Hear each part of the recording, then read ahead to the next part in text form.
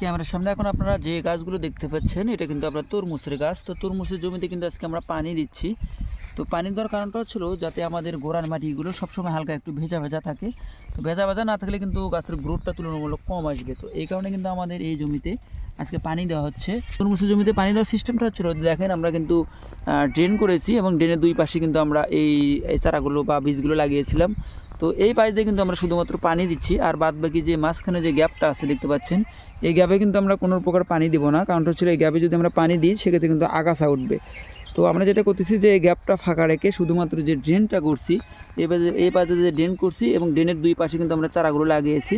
তো আমরা এই চারা বা বীজ লাগানোর পরে অবশ্যই কিন্তু আমাদেরকে পরিমাণ মতো জমিতে পানি দিতে হবে যাতে গাছের গ্রোথটা আপনাদের ভালো আসে। তো মাটি যদি শুকনো থাকে তাহলে কিন্তু গাছের গ্রোথটা তুলনামূলক কম আসবে। তো এই কারণে আপনাদেরকে তরমুজ লাগানোর পরে অবশ্যই কিন্তু আপনাদের জমিতে পরিমাণ মতো পানি দিতে হবে।